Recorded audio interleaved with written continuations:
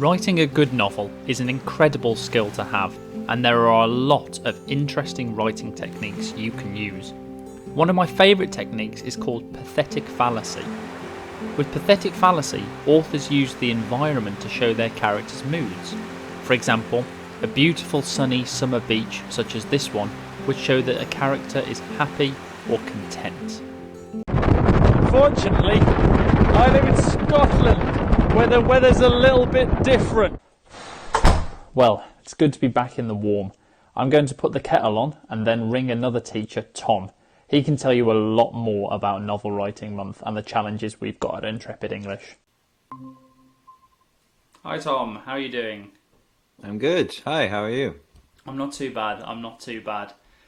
So, we're ringing you up to chat a little bit about Novel Writing Month, which will be next month with Intrepid English. Do you want to start by telling us a little bit about that?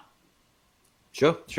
The 30-day novel writing challenge, basically every day we'll look at a different element of novel writing.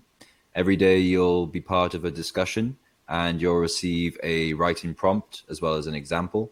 And by the end of the month, students will feel confident to begin their novel. Perhaps they've even finished their first chapter. Fantastic. It does sound like a great opportunity, and I know there's some interest from teachers as well as students, which is quite cool. But for us today, I think as an overview, you've got your top 3 tips for novel writing, haven't you? Mm-hmm. Yes, and the first one is one I always go back to. It's from Stephen King, who says that there's no way around it. You simply have to read a lot and write a lot. And I'm in 100% agreement with him. That's a fairly simple one to start with. It's obviously a lot of fun to read and write, but sometimes it can take a little bit of motivation, though, I find. Do you have any advice for people that might struggle with motivation? I guess my initial advice is there are a lot of books out there. So just find one. I mean, I constantly read lists of the best 100 books, or if you like this book, you'll like this book. There's something for everyone out there. So I'm like, don't be lazy. You can do it. Find a book. You'll like it. There is something for everyone. It's very, very true. Okay, so that's number 1. Read a lot and write a lot. What's number 2? Mm-hmm. Number 2 is an old rule that I'm unsure of, and the rule is show, don't tell. Okay. I think overall I do agree with this rule, but there's like 10% of the time when I feel like the writer can get away with telling the audience something. We'll talk a lot more about this in detail when the challenge happens on the 1st of November. But yeah, my rule would be show and tell very infrequently. Okay. And just so we kind of understand what you mean between show and tell, do you have an example of something that is a good example, or perhaps even a bad example? I mean, I started reading The Vanishing Half by Britt Bennett a couple of days ago, and she tells just very gently, which I liked.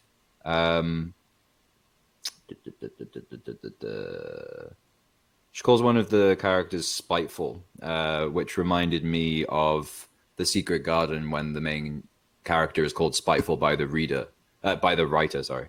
And that's a way of telling where you're just like in control of the language so much that you can call them spiteful.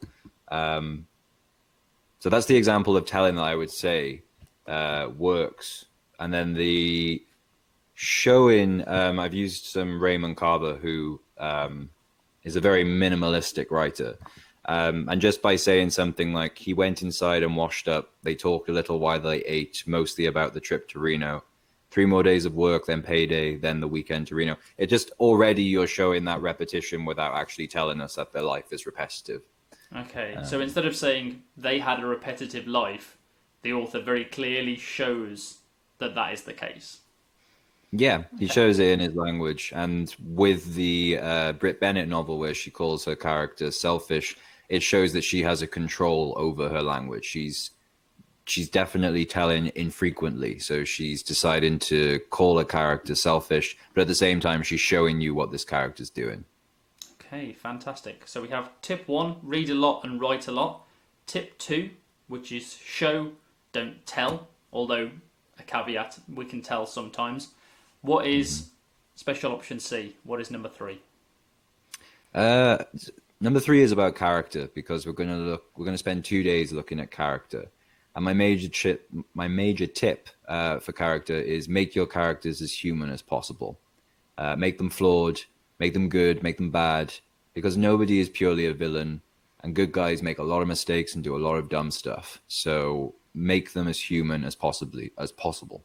Yeah, I couldn't agree more with that. Sometimes you're reading a book or even watching a film or whatever it is, and you think, oh, I just can't believe they are a real person. They're either too evil or too good.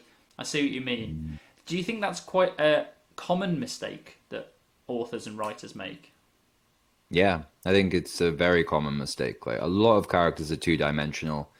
You can see that the writer doesn't understand them or doesn't really want to understand them. They just want to make them that type of character. I'm a firm believer that nobody is simply a villain. Like, villains do good things, and also villains believe that what they're doing is for the best. And just like nobody is a hero, like we're all made perhaps the hero of our own stories, but we all have bits of us that are good and bad, and that's the best way to make your characters flawed. The best way to make your characters human is to make them flawed.